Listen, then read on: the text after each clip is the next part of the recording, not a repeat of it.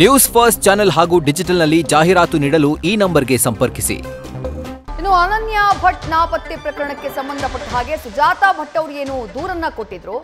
ಎರಡನೇ ದಿನ ಇವತ್ತು ಸುಜಾತಾ ಭಟ್ ವಿಚಾರಣೆಗೆ ಹಾಜರಾಗಿದ್ದಾರೆ. ಕದ್ದು ಮುಚ್ಚಿ ಎಸ್ಐಟಿ ವಿಚಾರಣೆಗೆ ಹಾಜರಾಗ್ತಿದ್ದಾರೆ ಸುಜಾತಾ ಭಟ್. ಬೆಳ್ತಂಗಡಿಯ ಎಸ್ಐಟಿ ಕಚೇರಿಗೆ ಆಗಮಿಸಿದ್ದಾರೆ. ಕಾರು ಬಿಟ್ಟು ಆಟೋದಲ್ಲಿ ರಹಸ್ಯವಾಗಿ ಎಸ್ಐಟಿ ಠಾಣೆಗೆ ಹಾಜರಾಗಿದ್ದಾರೆ ಸುಜಾತಾ ಭಟ್. ನಿನ್ನೆಯೂ ಕೂಡ ಬೆಳಗ್ಗೆಯಿಂದ ರಾತ್ರಿಯವರೆಗೂ ಅವರ ವಿಚಾರಣೆಯಾಗಿತ್ತು ಎಸ್ಐಟಿ ಕಚೇರಿಯಲ್ಲಿ. ಬೆಳಗ್ಗೆ 5 ಗಂಟೆಗೆ ಎಸ್ಐಟಿ ಕಚೇರಿಗೆ ಹಾಜರಾಗ್ಬಿಟ್ಟಿದ್ರು. ನಾವೇ ಕರಿತೀವಮ್ಮ ಹೋಗಿ ಅಂದ್ರು ಅವ್ರು ಕೇಳಲಿಲ್ಲ. ನನ್ನ ವಿಚಾರಣೆಯನ್ನ ಮಾಡ್ಬಿಡಿ ನೀವು ಅಂತ ಪಟ್ಟು ಹಿಡಿದಿದ್ರು. ಹಾಗಾಗಿ ಇಡೀ ದಿನ ಅವರ ವಿಚಾರಣೆಯನ್ನ ಮಾಡಲಾಗಿತ್ತು. ಒಂದಿಷ್ಟು ಮಾಹಿತಿಗಳನ್ನ ಕಲೆ ಹಾಕಲಾಗಿತ್ತು. ಅದಾದ ಬಳಿಕ ಇವತ್ತು ಮತ್ತೊಮ್ಮೆ ಎಸ್ಐಟಿ ವಿಚಾರಣೆಗೆ ಹಾಜರಾಗಿದ್ದಾರೆ. ಆಟೋದಲ್ಲಿ ಬಂದಿಳಿದಿದ್ದಾರೆ ಅನ್ನುವಂಥದ್ದು ಲಭ್ಯವಾಗ್ತಾ ಇರೋ ಮಾಹಿತಿ.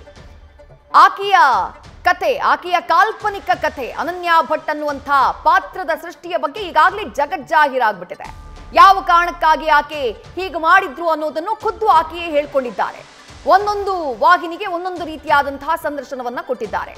ಆದ್ರೆ ತಾವು ಹೇಳಿರುವಂತಹ ಸುಳ್ಳುಗಳಿಗೆ ದಾಖಲೆಗಳನ್ನ ಕೊಡುವಂತಹ ಸಮಯ ಇದು. ಹೀಗಾಗಿ ಎಸ್ಐಟಿ ಅಧಿಕಾರಿಗಳು ಸುಜಾತಾ ಭಟ್ ಅವರನ್ನ ಕೂಡ ತೀವ್ರ ವಿಚಾರಣೆಗೆ ಒಳಪಡಿಸುತ್ತಿದ್ದಾರೆ. ನ್ಯೂಸ್ ಫಸ್ಟ್ ನಿರ್ಭೀತಿಯಿಂದ ನಿಮ್ಮ ಪರವಾಗಿ.